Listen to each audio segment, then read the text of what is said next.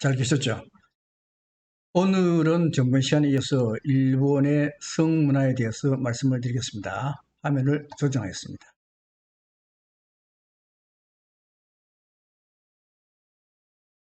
동양 3국이라 그러면 한국, 일본, 중국이죠.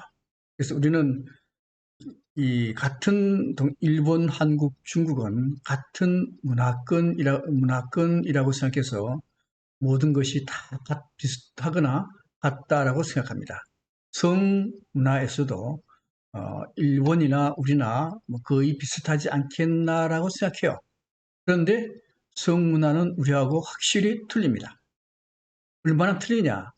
이 사진을 잘 보면요. 이 사진은 일본의 가와사키라고 하는 현이 있어요. 그 현에 아주 시골 마을에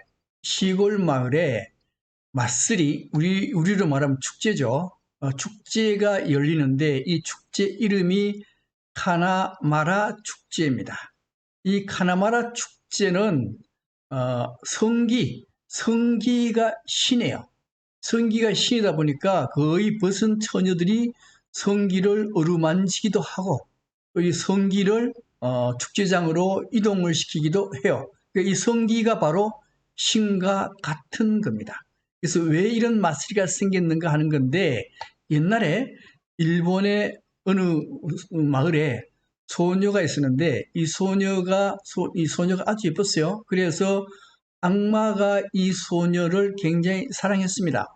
사랑했는데 어느 날 이 소녀가 결혼을 했어요. 결혼을 하니까 이 악마가 질투심을 이기지 못해가지고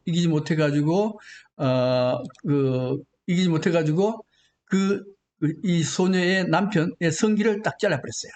잘라버리니까 이 소녀가 대장장이 신한테 가가지고 빌었습니다. 지금 이 결혼을 했는데 이 남편의 성기가 없으니 이거 어떻게 되겠습니까? 그러니 남편의 성기를 만들어 주세요. 그래서 이 대장장이 신이 성기를 쇠로 만들어 줬어요. 그래서 남편 성기가 쇠로 됐으니까 이거는 뭐 언제 어디서나 사용할 수가 있게 됐단 말이에요. 이것을 기념하기 위해서 만든 축제가 하나마라 축제입니다. 이 축제가 어느 시골 마을에서 이루어진데도 불구하고 세계 3대 축제 중에 하나예요. 우리가 틀리죠. 이제 틀립니다. 이 축제 보면요, 여기에 이제 위에 이게 성기죠. 성기고 그다음에 이 성기를 이제 축제장으로 이동을 해요. 이동을 할 때에 처녀들이 이동을 해요. 이동할 때에도 이 처녀들은 거의 벌거벗은 모습으로 여기 팬티도 아닙니다. 이거 훈도시죠. 훈도시만 차고 뭐 옆에 보면 잘 보여요. 이런 모습으로 성기를 이동하기도 하고 또 이제 여기 축제장에 아이스크림, 아이스 케이크죠. 아이스 케이크를 만드는데 이것도 전부 다 성기 모양으로 만들어서 줄줄 빨아먹어요. 이렇게 하면 아마 아이스 케이크가 더 맛있을지도 모르죠. 이제 이런 행사가 바로 이제 축제, 성축제죠. 이런 게 이루어져요. 또 보면은 후쿠오카에 한 5월쯤 되면은 하카다 알몸 축제가 이루어져요. 물론 이제 홀랑벗은 건 아니고 운도시만 차고 이런 축제가 이루어집니다. 이것은 우리나라에서는 이런 축제 감히 생각도 못해요. 근데 일본에서는 이런 축제가 이루어지거든요. 그래서 이런 축제 보고 우리는 뭐라 그래요? 뭐 이상하다, 나쁘다, 뭐 이렇게도 얘기해요. 또 아마 다음 시간에 중심 주제가 뭔가 하면 이제 요바이라고 하는 건데 이 요바이는 그냥 남녀가 아무나 하고 성행위를 할 수 있도록 만드는 제도, 이게 요바이 제도입니다. 사실상 이 강의를 준비한 것은 어떻게 보면은 요바이 제도를 설명하기 위해서 이 강의가 준비됐거든요. 그래서 다음 시간에는 요바이 제도에 대해서도 말씀드리겠는데 이것은 우리로서는 감히 생각할 수도 없고 이런 걸 행할 수도 없는 그런 아주 이상한 제도, 성에 관련된 제도들입니다. 이런 걸 알면은 우리는 대체로, 야, 일본은 이란 나라는 그 문명국가라고 볼 수 있나? 이렇게 성이 문란한데, 이게 어떻게 문명국가가 될 수 있겠나라고 나쁘게 생각할 수 있습니다. 아, 이제 그렇게 해서는 좀 곤란한 문제가 있어요. 그래서 왜 곤란하냐 하는 문제인데, 예를 들면, 또 다른 문제는, 저, 부산 가면 초량이라는 데가 있어요. 초량. 초량이 어디 있는가 하면, 여기에 옛날 이름은 이게 저령도인데, 지금 이름은 영도입니다. 영도고, 영도 다리, 아시죠? 그죠? 끄덕끄덕 하는 거. 영도 다리를 건너면 바로 앞이 초량이에요. 이 초량에 일본의 외관이 여기에 있었습니다. 이 외관이 있었는데 외관의 형태를 그림으로 그린 것이 이거거든요. 그래서 외관 형태 보면은 외관이 굉장히 커요.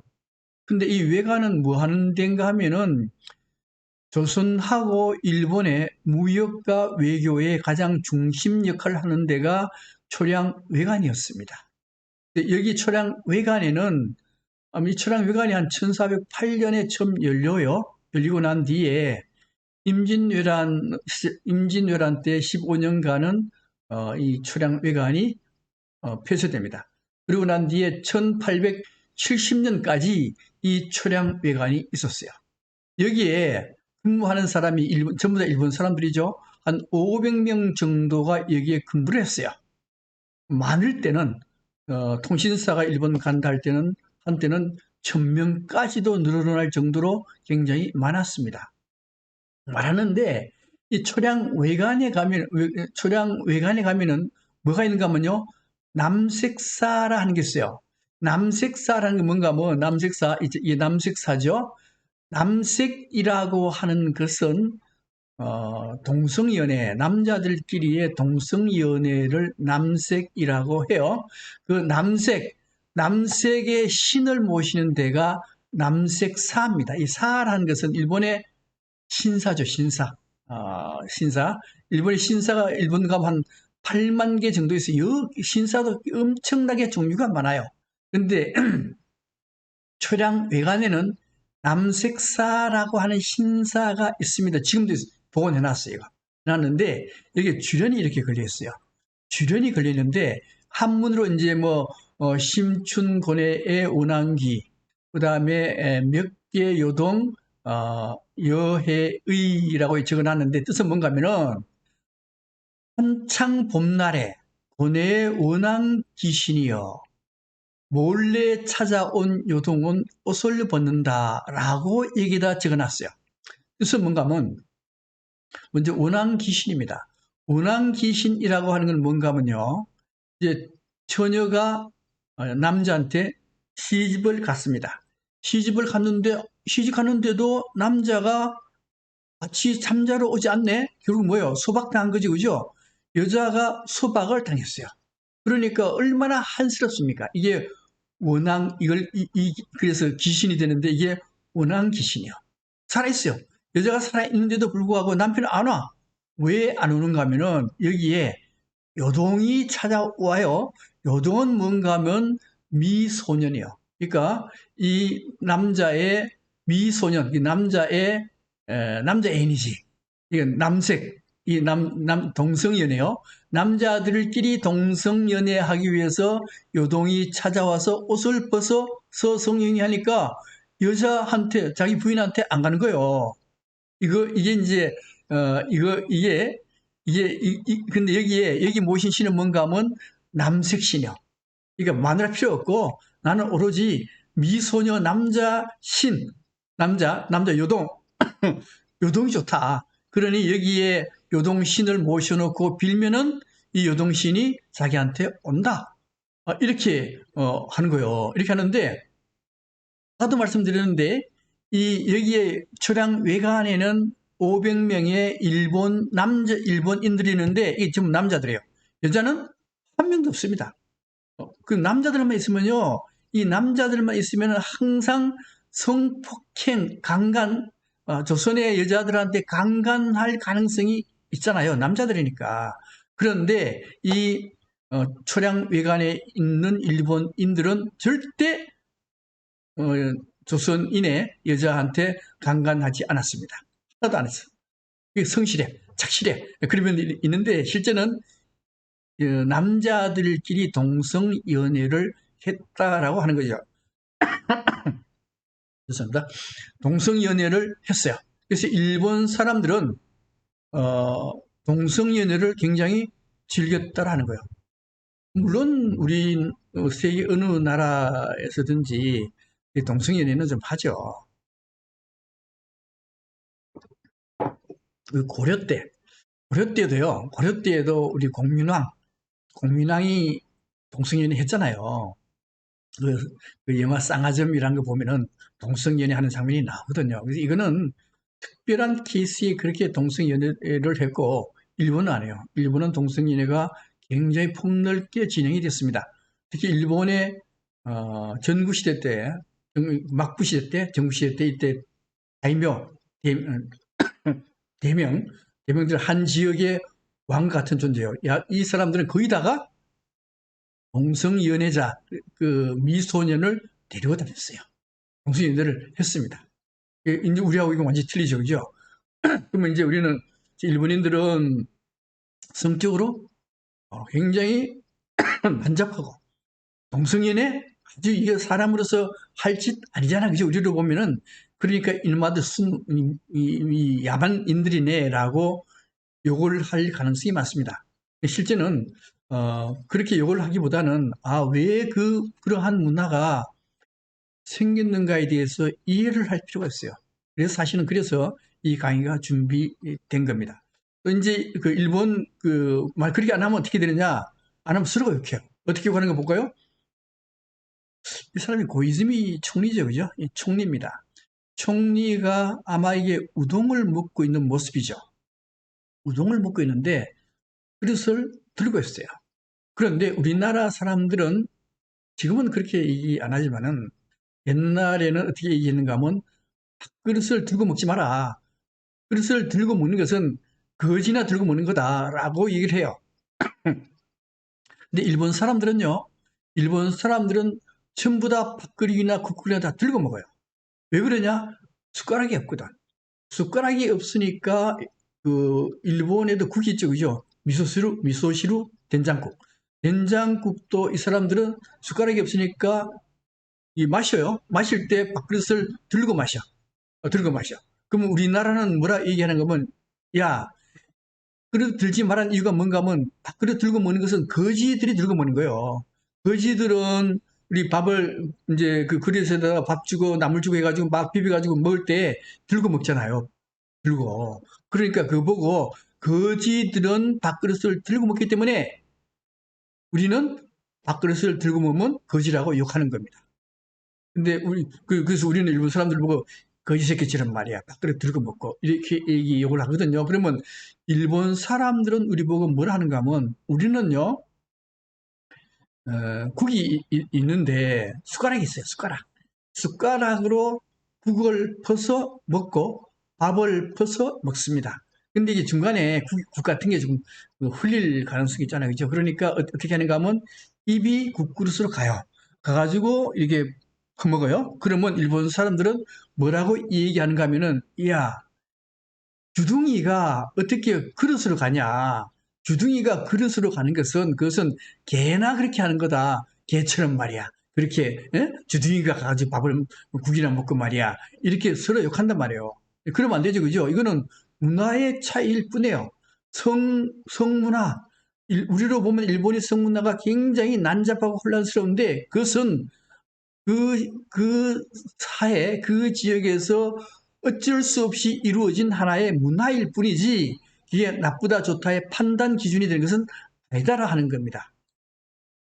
근데 이제 성에 대해서 얘기할 때 근본적으로 알아야 될 걸 전번 시간에 한번 얘기했어요. 이게 뭔가 하면 여기 이제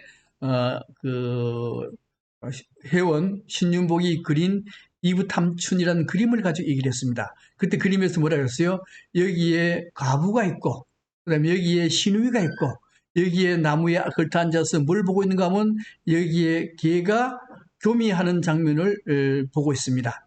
그런데 이 개가 교미하는데 문제는 이제 이 그림이 중요한 게 아니고 개 교미죠, 그죠? 이 개 교미인데 옛날에는 길에서 교매하는 거 많았어요. 대부분 그렇게, 다 길에서 했거든. 하면은, 우리 초등학교 때 할 때 이거 많이 봤습니다. 많이 봤는데 이걸 못하게 몽둥이로 두들겨 펴요. 두들겨 펴도 안 떨어져. 그러면은, 개가 교미하는 것은 이게 잘못된 겁니까? 잘못된 거예요, 이게? 이게 뭔가 문제 있는 겁니까? 아니죠, 그죠? 이거는 개의 본능일 뿐이에요. 본능일 뿐이고, 사람이 두들겨 펴서 떨어뜨리려고 하는 게 이게 잘못된 거예요. 이게 왜 그러냐? 이거는 이게 개의 본능일 뿐이지 야들은 윤리나 도덕관념이 없는 거요. 윤리나 도덕관념이 없는 건데 이걸 못하게 하면 안 되지. 그럼 사람 어때요? 사람은 동물에서 진화됐습니다. 동물에서 좀 진화됐을 뿐이지 사실은 인간에게 있는 본능, 뭐요? 성행위는 본능일 뿐이요. 본능일 뿐이기 때문에 개와 마찬가지로 여기에 윤리적인 걸 두면 안 된다라 하는 것이 있었습니다. 그죠? 이거 윤리 가치를 두면 큰일 나는 문제가 생긴다라 그랬어요. 이걸 뭐로 설명했는가 하면은 이제 마르쿠스의 억압 이론 가지고 얘기를 했습니다. 사람의 성행위도 동물의 성행위와 똑같다라는 것을 이론적으로 뒷받침하는 거예요. 여기에 원래 68혁명, 전번 시간에 68혁명에 대해서 말씀드렸는데 68혁명에 가장 중요한 사람이 3명 나와요. 그래서 3M, M으로 시작돼. 세 사람 다. 그래서 하나는 마르크스, 두 번째는 마르쿠제, 세 번째는 마오쩌둥, 이 세 사람이거든요. 근데 여기 마르쿠제가 68혁명의 그 근본이 되는 이론을 탁 세워줘요. 어떻게 세워주는가 하면은, 자, 마르크스하고 프로이드의 이론을 합쳐요. 합치는데 어떻게 합치는가 하면, 마르크스는 뭐라는가 하면, 마르크스는 혁명이라고 하는 것은 인간의 본질을 회복하는 것이다라고 얘기했어요. 본질 회복. 이게 중요해요. 근데 프로이드는 인간의 본질이 뭐냐라고 했을 때 인간의 본질은 본능이라고 했습니다. 두 개 합치면요. 두 개 합치면 뭐가 되는가 하면 인간의 혁명이라 하는 것은 인간의 본능을 회복시켜줘라. 그 본능대로 행동하도록 해라. 이런 게 되죠. 그죠? 이런 게 이런데 문제는 마르쿠스에는 뭐라고 얘기하는가 하면은 이 본능이 있는데 예를 들면은 본능도 파괴 본능이라는 게 있어요. 파괴 본능은요, 막 두들겨 부시는 거예요. 이 파괴 본능 같은 것은 억압할 필요가 있다. 이거 기본적 억압이라 그래요. 기본적 억압은 해야, 인류가 생존하기 위해서 그거는 필요한 거다. 해야 된다. 그런 건 파괴하는 거. 근데 성본능이라 하는 것은 이것은 규제하면 안 된다. 이거 규제하게 되면은 이 규제라는 게 뭔가 하면은 우리 이제 자본주의 사회에서는 일부 일처지에서는 자기의 배우자 외에는 성행위 하지 말라는 거 아니에요, 이게. 그건 이제, 바람 피지 마라. 처녀는 순결 유지해라. 동성간에, 동성애, 이런 거 하면 안 된다. 라고 굉장히 강하게 억압을 해버려요. 억압하는데 그 억압한 이유가 뭐냐? 이것은 자본주의 체제를 유지하기 위해서 억압하지 않아도 될 것을 억압하는 것이다라고 얘기해요. 그 왜 그러냐? 왜 그런가 하면은 이제 그 마르쿠스가 얘기할 때 어떻게 얘기하는가 하면 가난한 계층이 왜 진보 계층을 지지하지 않고 보수당을 지지하느냐 이 문제였어요. 예를 들면 독일에서 히틀러의 나치당은 보수 중에 보수입니다. 극보수요. 극보수인데 이 극보수라고 하는 게 뭔가 하면 자본가만을 위한 정당이요. 히틀러는. 그런데도 노동자들의 거의 50% 정도가 히틀러의 나치당을 지지하더라 이거요. 왜요? 그러면 안 되죠. 왜요? 이 나치당은 자본가만을 위한 당이기 때문에 노동자 임금을 아주 작게 주고 자본가한테 이익이 많이 가게 하는 데가 나치거든요. 그런데도 노동자들이 나치를 지지하더라 이거요. 우리나라 같으면은 우리나라 같으면 이제 보수가 국민의힘이고 진보가 민주당이야.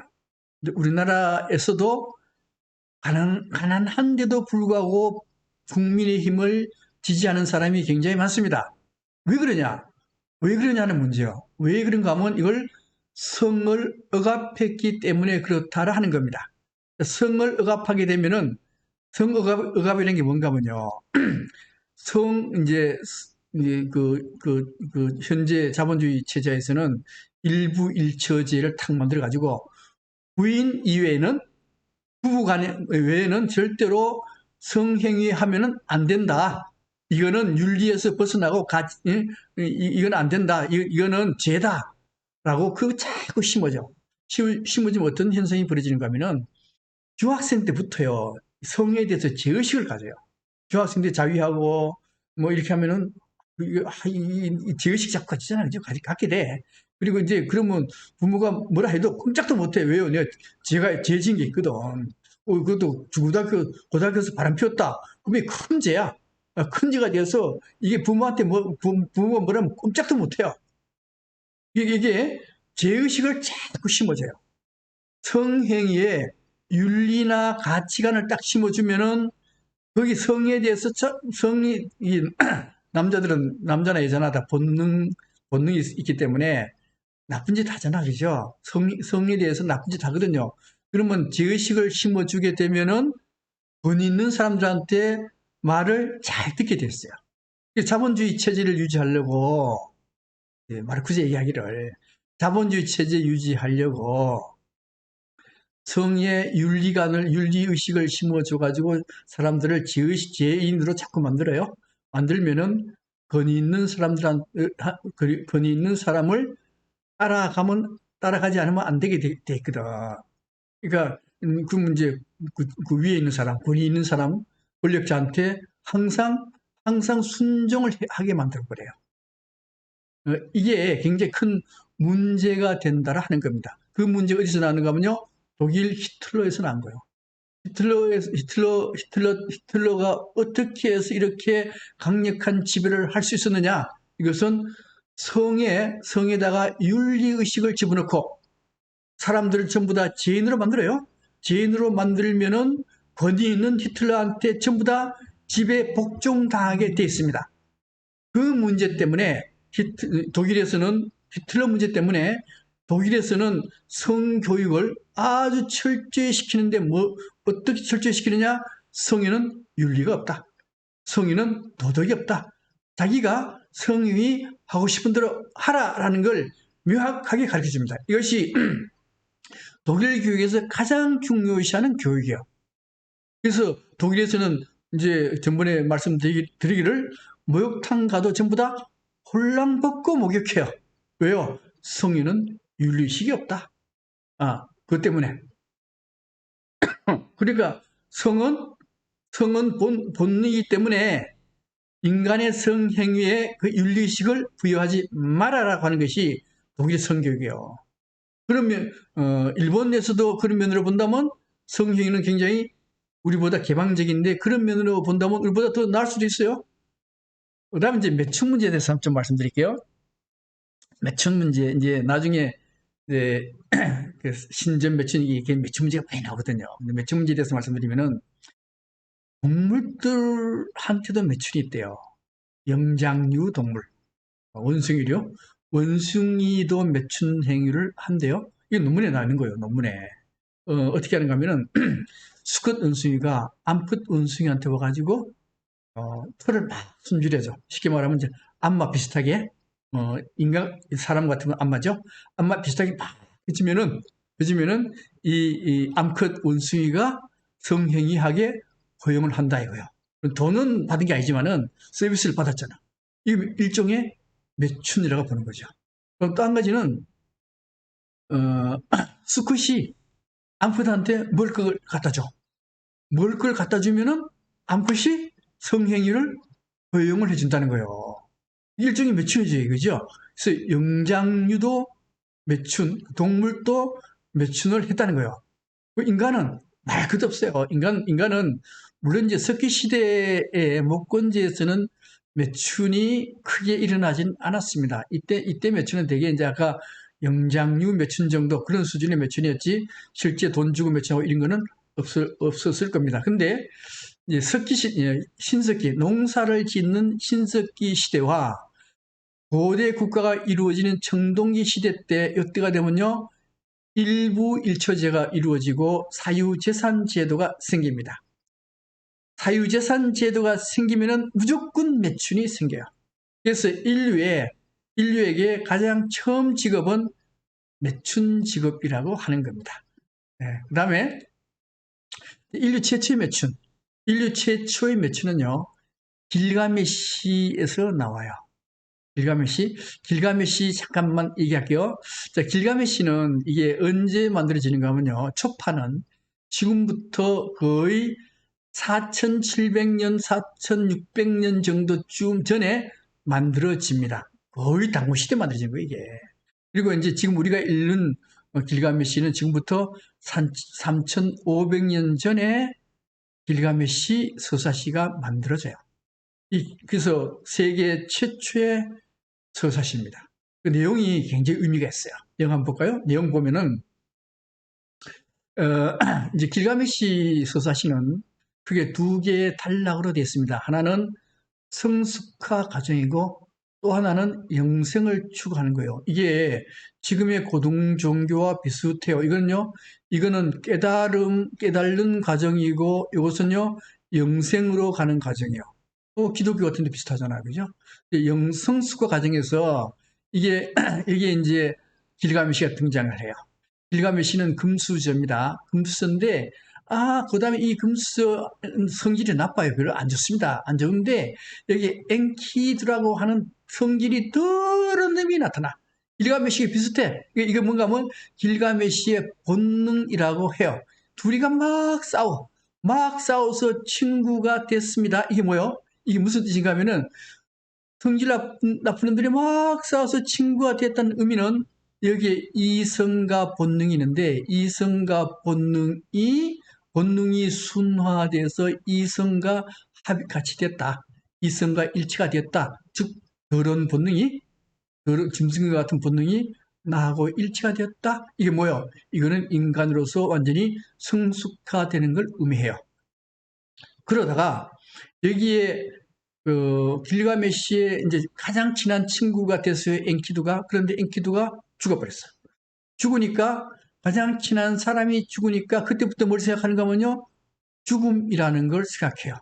그래서 길가메시가 죽지 않는 영생을 추구하기 위해서 길을 떠납니다. 길을 떠나서 어떤 사람이 얘기하기를 영생을 추구하려면은 바다 밑으로 들어가라. 바다 밑으로 들어가면은 들장미인데 이게 그 가시로 되어 있는 들장미였는데 그 들장미를 구해가지고 내가 이 들장미의 가시에 찔리면은 너는 영생을 얻을 것이다. 이렇게 얘기합니다. 그래서 길가메시가 바닷속에 가서 들장미의 가시를 딱 가져와서 탁 찔렸어요.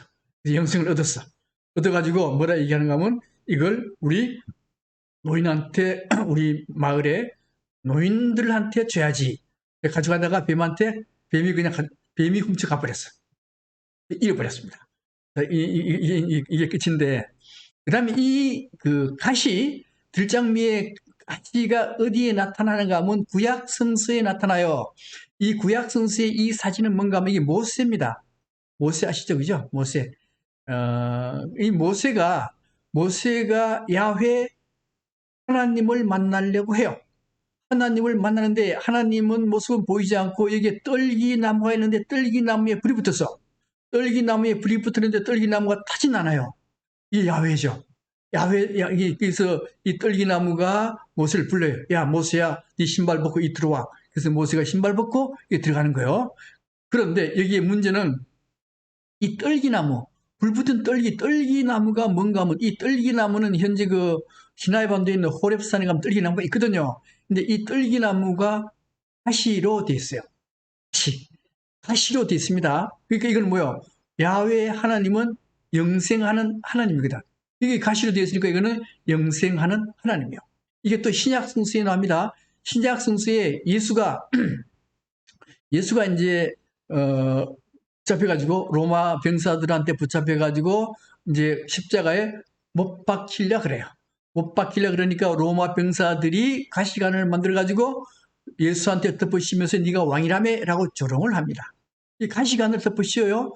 가시관을 덮으시는데 이게 나중에 뭐요? 예수는 십자가에 매달렸지만 죽는 게 아니죠. 뭐요? 영생을 추구해요. 어떻게? 가시관이 바로 영생을 상징하거든. 그러니까 여기에 가시관이라고 하는 것들이 전부 다 영생과 관련이 있습니다. 영생과 관련이 있는데 그 영생의 뜻이 뭐냐? 아까 뭐라 그랬어요? 길가메시가 가시에 팍 찔려서 되게 아파. 고통입니다. 그죠? 가시관은 뭐요? 고통. 고통인데 다르게 얘기하면 고통이 바로 영생이라고 하는 겁니다. 우리가 고통을 당할 때요. 고통을 당할 때 시간이 왜 그리 안 가? 영원히 이어지는 것 같아, 고통이. 그러니까 고통이 바로 영생. 그러니까 우리는 행복하게 사는 게 영생이 아니고요. 가시에 찔리듯이 고통스럽게 사는 것이 그것이 바로 영생이다. 이렇게 길가메시에 쓴 얘기를 하고 있어요. 그런데 여기서 문제는 이제 매춘 문제였잖아요. 그죠? 신전 매춘. 이제 성소에서 매춘 행위를 하는데 이 신전 매춘 모습이 어디서 나오는가 하면 여기에 길가메시하고 엔키두가 만나기 전에 신전 매춘이 나와요. 이 엔키두라 그랬어요. 엔키두라고 엔키두라 하는 것은요, 아주 성질이 더러워. 엄청나게 성질이 더럽고 무서운 놈이요. 이건 이제 길가메시고, 얼마나 무서운가 하면은 이 엔키두 사냥꾼이 엔키두를 보고 너무 놀라서 벙어리가 돼버렸어. 그 정도로 어마어마하게 무서운 놈이요. 무서운 놈이니까, 이제 길가메시가 그걸 알았어요. 야, 저는 무서운 놈이구나. 그냥 싸우면 내가 지겠다. 그래서 누구를 보내는가 하면요, 샴마트를 보내요. 샴마트를 보내는데 이 샴마트를 이슈타르라고도 해요. 이 누군가 하면 신전창녀입니다. 신전창녀인데 이 신전창녀는 신전에 있으면서 신과 성행위를 해요. 신이라는 게 뭐예요? 사제죠, 사제. 사제와 성행위를 하면서 신과 합의를 이뤄요. 합의를 이루니까 신과 같은 존재가 되는 겁니다. 그게 이 샴마트는 비록 신전 창녀이긴 하지만은 신과 같은 존재가 돼요. 그래서 길가메시가 이 신전 창녀인 샴마트를 엔키두한테 보내요.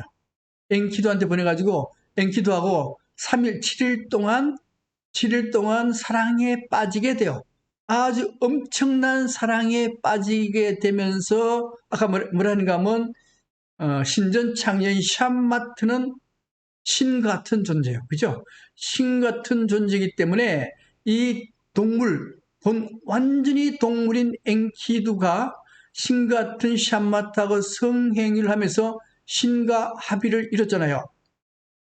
신과 합의를 이루면서 엔키두는 완전히 신 같은 존재가 되는 겁니다. 신전창이라는 건 다시 말씀드리면은 처음에는 돈 받고 하는 건 아니었어요. 하는 게 아니고 신전창녀는 신을 대리하는 사제와 성행위를 통해서 신이 되고 그 다음에 길 가는 사람 남자들과 성행위를 하면서 남자들을 신과 같은 존재로 만들어줬다 이거죠. 그래서 이게 이때는 신전 창녀가 아니죠. 그는 신녀죠. 신녀. 나중에 돈 받아요. 돈 받으면 창녀가 되는 겁니다. 자, 그 다음에 이제 원래 그 길가메시는 수메르 왕조 때 만들어지는 것이고요.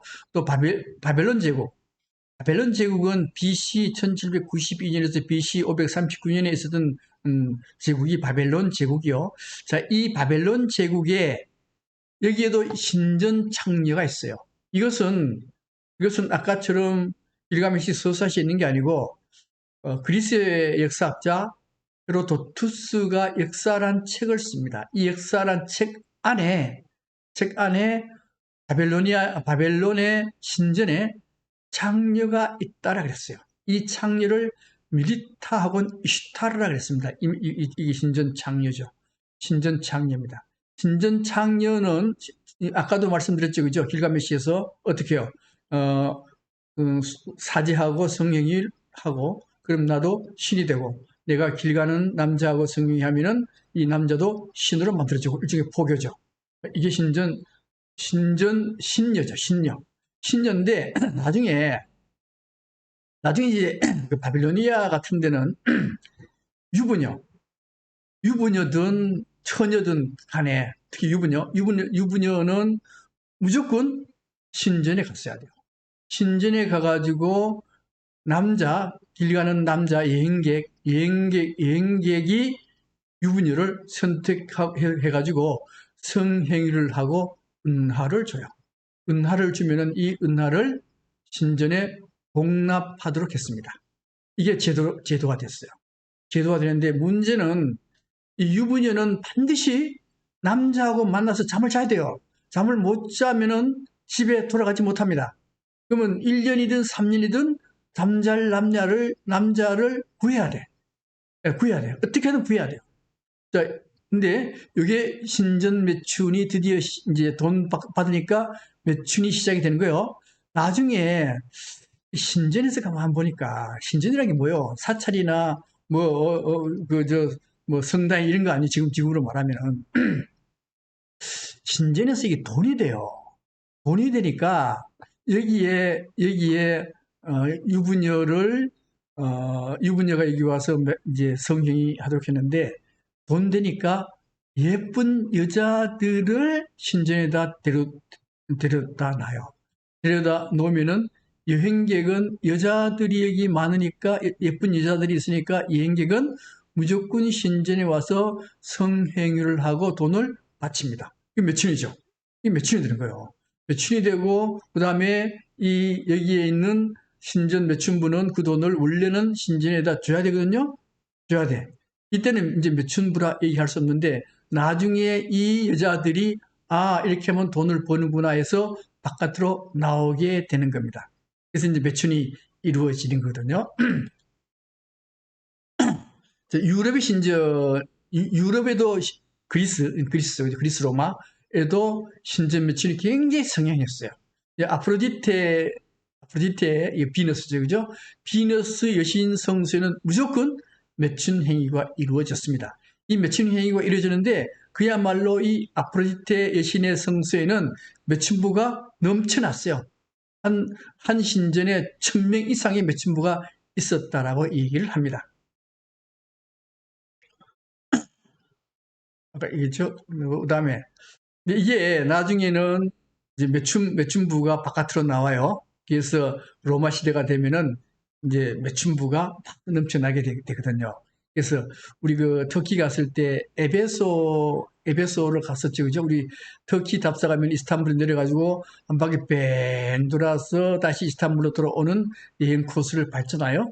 그 중에 에베소 가면 이게 그리스 로마의 유물유적이요. 로마 유물유적이죠. 굉장히 볼 게 많았어요, 그죠? 볼 게 많았는데 육악에도 우리 이제 매춘부가 있었던 데도 갔잖아요.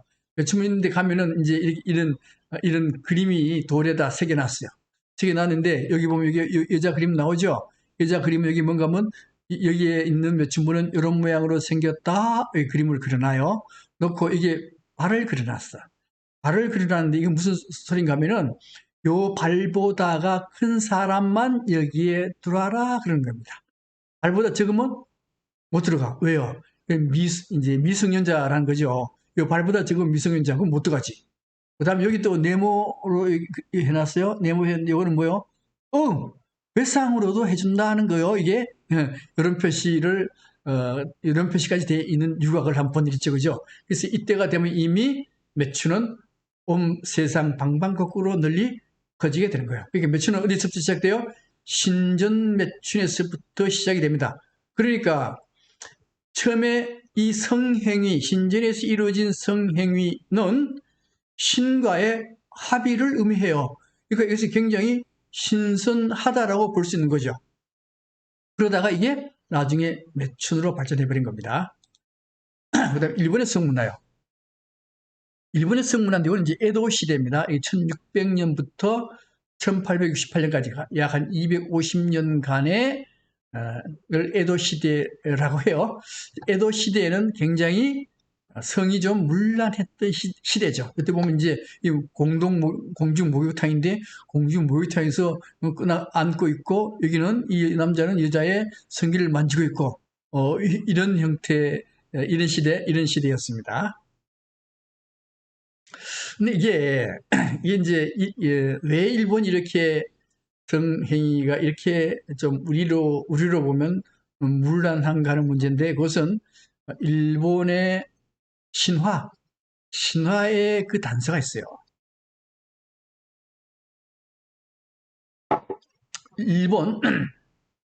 일본의 그 역사서는 두 개가 있습니다.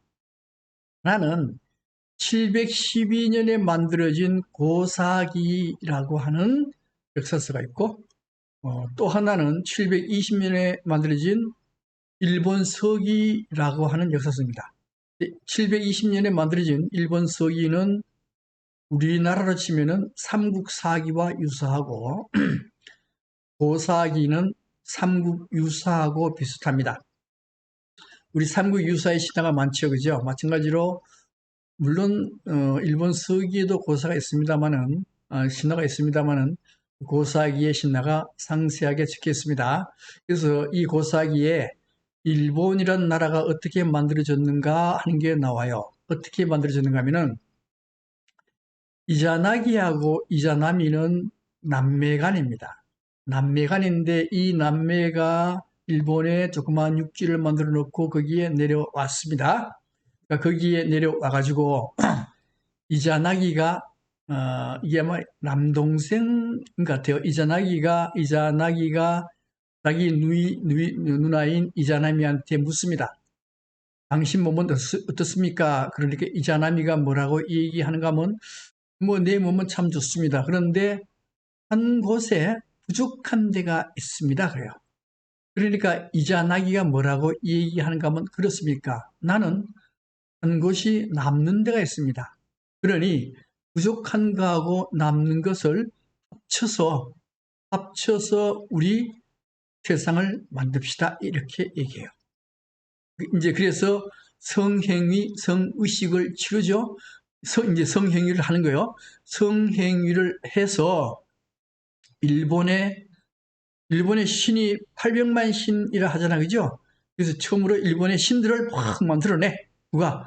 이자나기하고 이자나미가 성행위를 하면서 신들을 만들어내고, 그 다음에 일본의 섬들이 많죠. 일본 열도를 쫙 만들고, 일본의 강과 하천을 만들고, 온갖 물건을 다 만들었다. 뭘 통해서? 이자나기와 이자나미의 성행위를 통해서 만들었다 이겁니다. 그러니까 뭐요? 성행위는 세상을 창조하는 신성한 행위 이렇게 되는 거예요. 그래서 이 고사기에는요. 성교와 성계 표현이 무려 35군데가 나와요. 자, 그다음에 이제 일본이나 동양도 아까 뭐라는가 하면 성행위를 통해서 만물을 만든답니다. 또 중국이나 일본이나 한국도 성행위는 이게 인간에만 있는 게 아니고 이 자연에도 음양이 있어서 음양의 성행위가 이루어지고 이 음양의 성행위에서 만물이 만들어진다라고 봤던 겁니다. 이거는 이제 김홍도의 그 춘화도인데요. 이제 여자와 남자가 성행위하고 있잖아요. 하고 있는데 여기 보면 이게 뭔가 하면 이게 바위이고 이게 이제 그 흙이에요. 흙인데 마치 바위가 이렇게 여자의 성기처럼 닮아 있고 요거는 남자의 성기처럼 닮아 있어 성행위를 하고 있어요.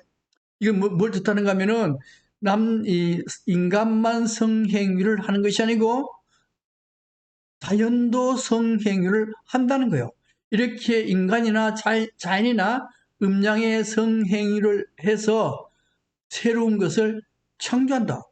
이렇게 시작한 거예요. 그러니까 성에 대해서 굉장히 무시한다거나 더럽다든가 이렇게 생각하지 않고 경외감을 가지고 있는 거예요. 경외감을. 성화도뿐만 아니고 여기 있는 거의 대부분의 성화도가 춘화도죠. 춘화도가 거의 자연도 성행위를 하고 인간도 성행위 한다. 이게 왜 하느냐? 왜 하는가 하면 그 모든 걸 만들어내는 거, 창조하는 거. 그것이 바로 성행위에 의해서 이루어진다라고 보는 겁니다. 예. 그 다음에 또 이 성행위를 농사하고도 같이 봐요. 농사. 이거는 이제 대전에서 발견된 우리나라의 농경문 청동기인데, 여기 보면은 남자가 밭을 갈아요. 밭을 가는데 여기 자세히 안 나왔지만 여기 보면요, 남자의 성기를 내놓고 밭을 가라. 여기 보면 남자 성기가 나와 있어요. 밭을 가라. 이게 무슨 의미를 가지고 있는가 하는 건데, 농사는 성행위와 같이 보거든요. 같이 보면 어떻게 되는가 하면은 이제 그 봄에 봇도랑을 이렇게 쟁기로 이렇게 봇도랑을 만들거든요. 봇도랑인데 이 봇이라는 게 뭔가 하면은 여성의 성기를 봇 그랬어요. 옛날에 봇인데 남자가 봇도랑을 파는 것은 여성의 성기를 이렇게 어떻게 한다는 거죠. 그죠? 그 다음에 남자의 성기력에 돛 그랬어요. 돛은 뭔가 하면 씨앗입니다. 씨앗인데 정액이 씨앗이 되는 거예요. 씨앗을 뿌린다 하는 것은 여기에 정액을 뿌린다와 같이 본 겁니다. 이게 돛은 여자의 성기 이름으로 되고 돛은 남자의 성기 이름으로 돼요. 그래서 이 성행위는 봇도랑에 씨앗을 뿌린 거와 같다라고 본 거요. 그죠? 같다라고 본 겁니다. 이게 성행위하고 농사는 같다라고 본 겁니다. 성행위는 굉장히 신성하게 되는 거예요. 신성하게. 이런 것도 있어요. 이건 이제 중국의 동으로 된 판화인데요. 이런 뭔가 하면 여기 이제 가지라든가 이게 곡식 열매가 이제 달려 있어요. 달려 있는데 여기 밭에 와가지고 성행위를 해요. 성행위를 하는데 여기 여자하고 남자하고 뒤에서 막 도와줘. 막 도와주고 남자는 이제 또 기다리고 있어.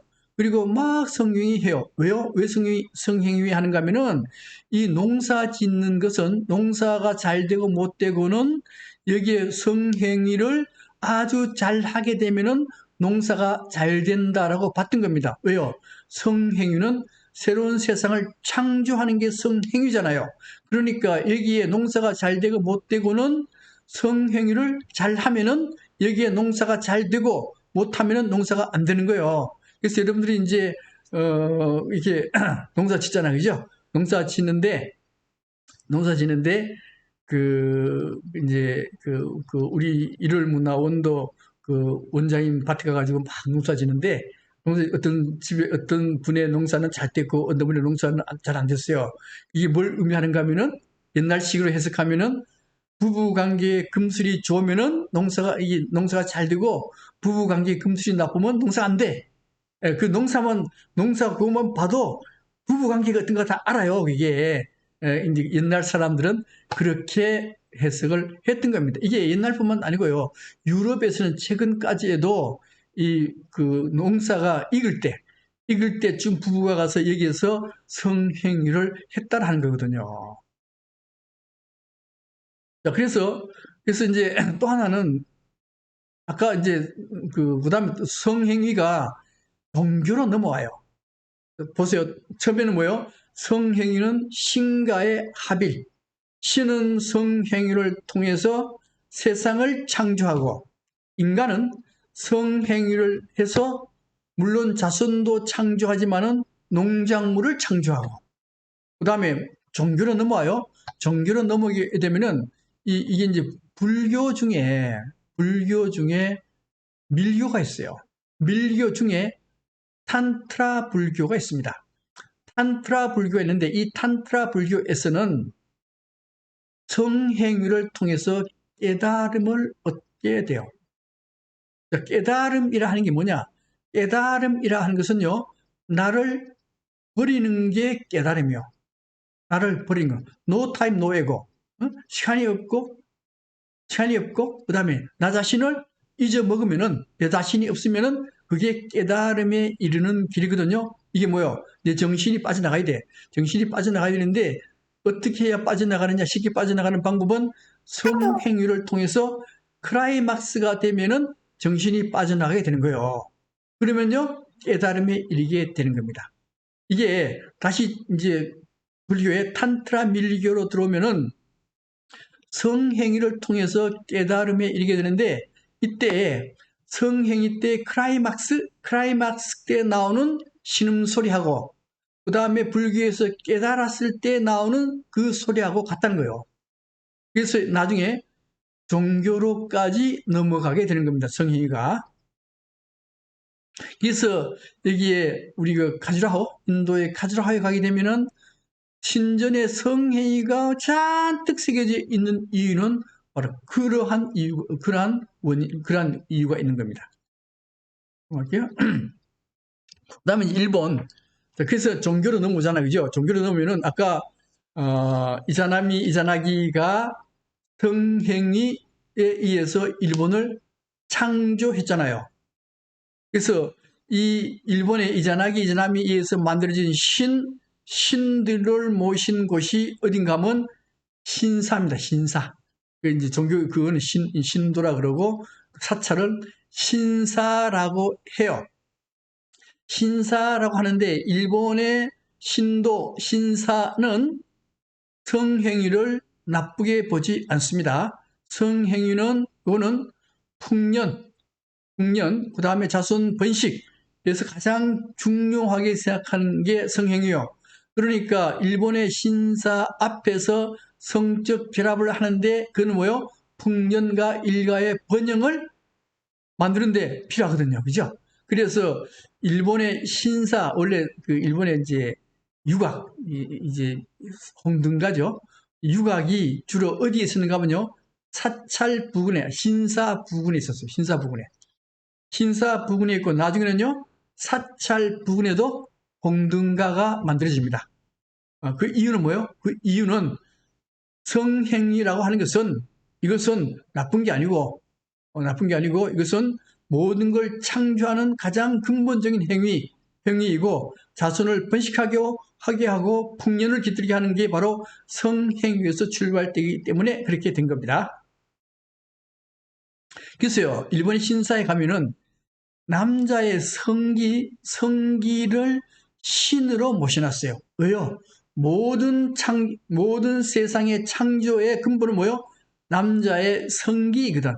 물론 여자의 성기 같은 경우는 이제 서로 합쳐진 경우도 있어요. 예를 들면 이런 겁니다. 교토. 교토에 가면 기와미스테라라고 하는 아주 멋있는 절이 하나 있어요. 절이 있고 그 절 뒤에 가면은 신사가 있습니다. 신사가 있는데 거기에 뭐가 있는가 하면요. 이렇게 돌에다가 이렇게 밧줄을 이렇게 묶어놨어요. 이게 뭔가 하면 남자의 성기입니다. 남자의 성기인데 한 10m 쯤에 또 이렇게 또 하나 있어요. 또 하나 있어가지고 이제 남자가 여기 서고 그 10m 앞에 있는 데서 여자가 눈을 감고 여기를 찾아오면은 남녀가 결합을 할 수 있다. 이제 이런 거예요. 근데 이게 뭔가 하면 남자 성기고 이게 여자 성기요. 남자 성기와 여자 성기가 결합한 형태를 나타내요. 왜요? 왜 이런 걸 나타냅니까? 이런 것은 바로 세상을 창조하는 가장 근본이 바로 성행위이기 때문에 이 신사에서도 이런 걸 다 갖다 놓는단 말이에요. 그 다음에 이제 그 축제 마쓰리 같은 데서도 이게 이제 신을 모신 이게 신녀가 착 나갈 때 막 흔들고 뭐 행위가 있어요. 이런 행위가 있는데 그 행위들의 많은 부분이 성을 나타내는 행위가 있다라 하는 겁니다. 그럼 이제 하나마나 마쓰리 보면은 실제로 성행위를 해요. 이렇게 애무를 하고 이렇게 성행위도 합니다. 하는데 그거는 넘어갈게요. 이렇게 해서 잠깐만요. 그다음에 이제 일본의 신전에 가면은 무녀가 있어요. 무녀. 신전이 신사죠, 신사. 그죠? 신사인데 일본의 전통 종교입니다. 우리로 말하면은 무속신앙, 무속신앙과 같은 거죠. 전통 신앙이 뭔가 하면 신도입니다. 신도고 그 신도의 사찰이 신사입니다. 신사에는 무녀가 있어요. 무녀가 있는데 이 무녀는 매춘을 해요. 매춘하는데 이 매춘은 뭔가 하면 자, 무녀는 신의 대변자죠. 처음에는 신과 같은 존재입니다. 신 같은 존재이기 때문에 성행위를 통해서 신과 합의를 이룰 수가 있어요. 그러니까 이 무녀와 성행위를 하면은 나도 신이 된다 이런 얘기입니다. 그 다음에 무녀도 처녀니까 성행위 하면은 임신해서 애를 놓을 수가 있어요. 애를 놓게 되면은 후계자가 없는 집안에 양자로 들어가요. 그러니까 다른 집에 양자, 양녀로 들어갑니다. 이렇게 해요.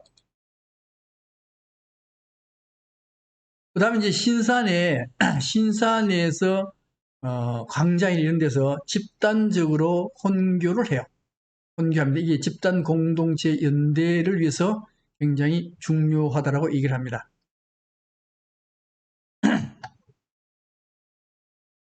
어, 뭐냐?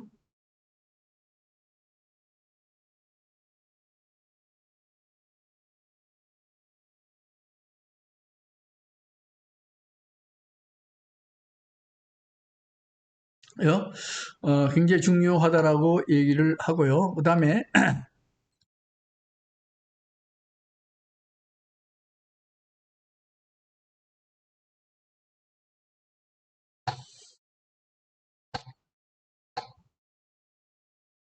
일단 이제 이게 다소 문제가 있으니까 여기까지 하고 다음 일단 이제 이게 그 OSB 만지는데 자꾸 오동작이 나기 때문에 일단 이까지 1교시를 하는데 이게 1교시의 이 얘기는 뭔가 하면은 어, 성 성은 굉장히 윤리 그다음에 윤리나 그다음에 가치 그다음에 이런 것이 없다. 본능에서 발전한 것이다. 이 문제였고요. 그다음에 특히 일본의 그 성문화에서는 이것을 전제로 깔고 또 한 가지는 신전 매춘에 대해서 얘기를 했어요. 신전 매춘에 대해서 얘기하면서 뭔가 하면은 이 신전에서 성행위가 이루어지는데 이것은요, 신 같은 존재가 되기 위해서는 신과 성행위를 해야 되는데 나중에 이것이 신전 매춘으로 이어지는 것이고 또 성행위는 농사와 같은 것이기 때문에 농사 짓는데 이 성행위도 했다.